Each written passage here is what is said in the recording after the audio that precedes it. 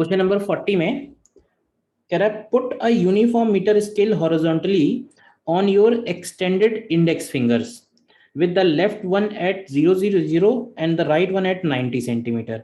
मतलब वो ये कह रहा है कि एक यूनिफॉर्म मीटर स्केल है, ठीक है।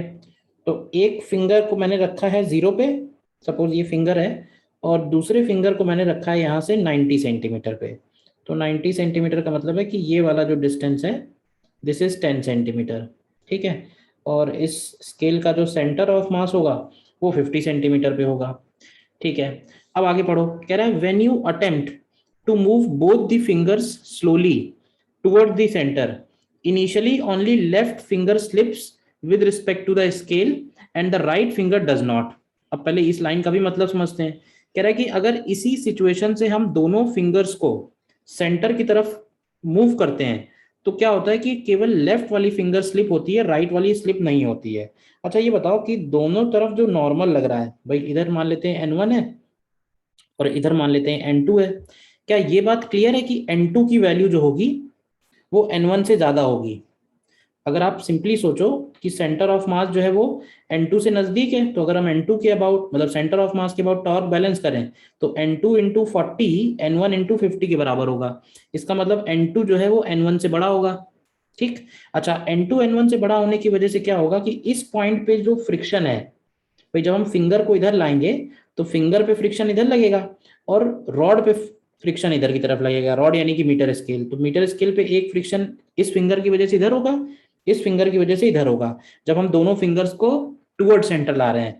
तो अब इसमें से N1 क्योंकि छोटा है, N2 बड़ा है, तो देखो रॉड मूव करना शुरू करेगी जिधर भी ज्यादा फ्रिक्शन होगा। तो एक तरह से समझो कि ये वाला फ्रिक्शन ज्यादा है तो ये स्टैटिक नेचर का होगा और ये काइनेटिक नेचर का होगा, ठीक है ना। तो इसीलिए कह रहा है कि केवल एक ही फिंगर मूव करती है। फिर कह रहा है कि after some distance left finger stops and the right one start slipping, क्योंकि क्या होगा जैसे जैसे ये फिंगर स्लिप होके आगे आएगी N1 की वैल्यू फिर बढ़ती जाएगी और फिर एक टाइम ऐसा आएगा जब N1 स्टैटिक हो जाएगा और N2 काइनेटिक हो जाएगा, क्योंकि स्टैटिक और काइनेटिक फ्रिक्शन के कोफिशिएंट्स अलग अलग दिए हुए हैं। बहुत अच्छा क्वेश्चन है, तो थोड़ा ध्यान से करना पड़ेगा, थोड़ा हो सकता है थोड़ा बहुत एक्सपेरिमेंट करना पड़े तुम्हें अपने आप। Then the right finger stops at a distance xr from the center and the left one starts slipping again. This happens because the difference in frictional forces of the two fingers, उसने explain भी कर दिया है। If the coefficients are given, the value of xr, ठीक है। चलो इसको हम लोग फिर सॉल्व करते हैं। देखो सबसे पहले हमें इसमें ही देखना है, N1 हो गया, N2 हो गया। इनिशियली इधर का फ्रिक्शन होगा म्यू के इंटू N1, क्योंकि ये स्लिप हो रहा है और इधर स्लिपिंग नहीं हो रही है तो इधर का फ्रिक्शन होगा Fs। और ऐसा इसलिए भी क्योंकि Fs की जो मैक्सिमम वैल्यू है, Fs की मैक्सिमम वैल्यू होगी म्यू एस इंटू N2 और N2 जो है वो N1 से बड़ा है, N2 N1 से बड़ा है, ठीक। अब इसमें हम लोग बोलते हैं कि when left finger stops and right finger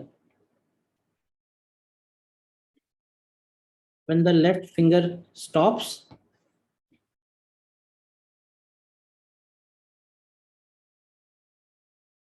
and the right finger starts moving, तो वो सिचुएशन कब आएगी, ठीक है। तो इसके लिए हम लोग इसका दूसरा फिगर बनाते हैं फिर से।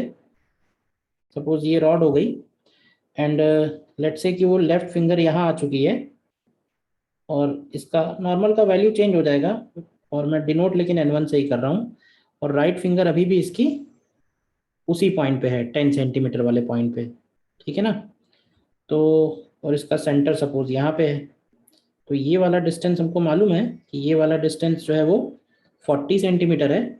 इस डिस्टेंस को हम लोग x1 ले लेते हैं। तो ऐसा होगा कब, तो देखो ऐसा तब होगा जब इस वाले का जो फ्रिक्शन है काइनेटिक फ्रिक्शन यानी म्यू के इंटू N1 इस वाले के स्टैटिक फ्रिक्शन की वैल्यू से मैच कर जाएगा म्यू एस इंटू N2 से। तो देखो हमारे पास इक्वेशन आएगी कि N1 into x1 is equal to N2 into 40, एक इक्वेशन। और दूसरी इक्वेशन आएगी कि mu K N1 is equal to mu S N2। तो अगर आप इन दोनों को डिवाइड करोगे तो यहाँ से x1 की वैल्यू 32 सेंटीमीटर आएगी, यानी 32 सेंटीमीटर पे क्या होगा कि लेफ्ट वाली फिंगर स्टॉप हो जाएगी और राइट वाली फिंगर स्लिप होना शुरू होगी। फिर और आगे बढ़ते हैं। फिर अब क्योंकि लेफ्ट वाली स्टॉप हो गई है, तो नेक्स्ट लिखेंगे व्हेन लेफ्ट फिंगर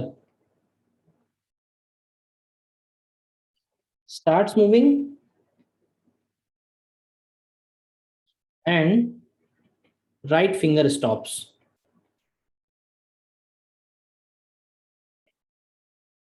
ठीक है, मतलब अभी इस मोमेंट पे क्या हुआ है, इस मोमेंट पे राइट वाली फिंगर चलना शुरू कर देगी इस मोमेंट पे, और अब क्या होगा, ये चलेगी, ये अपनी जगह फिक्स रहेगी। कितने डिस्टेंस पे, 32 सेंटीमीटर डिस्टेंस पे। तो दोबारा देखते हैं, तो फिर से एक डायग्राम बनाते हैं इसका। और क्योंकि ये वाली फिंगर अब चल रही है और ये रेस्ट पे आ चुकी है, तो ये रेस्ट पे होने का मतलब है कि ये N1 इसके सेंटर से 32 सेंटीमीटर पे फिक्स है। ठीक है, और ये चलना कब शुरू करेगी, तो ये चलना तब शुरू करेगी जब इस पे लगने वाला म्यूएस N1, इस पे लगने वाला म्यूएस N1 इस वाली फिंगर पे लगने वाले म्यू के N2 के बैलेंस कर जाएगा। इधर से लग रहा है इस पे म्यू के N2, और ये डिस्टेंस हमको नहीं मालूम है, ये निकालनी है, इसको हम लोग x2 बोल देते हैं। तो फिर से उसी तरह से इक्वेशन बनेगी N1 into 32 equal to N2 into x2, और mu S N1 is equal to mu K N2। फिर से इन दोनों को आप डिवाइड करो, म्यू एस और म्यू के की वैल्यू रखो, तो यहाँ से x2 की वैल्यू निकल के आती है 25.60 सेंटीमीटर। सॉल्व करके आप देख लीजिए, हमसे क्वेश्चन में यही वाला डिस्टेंस पूछा हुआ है कि कौन से डिस्टेंस पे राइट वाला फिंगर स्टॉप हो जाएगा और लेफ्ट वाला फिंगर मूव करना शुरू कर देगा। बहुत अच्छा क्वेश्चन है ये।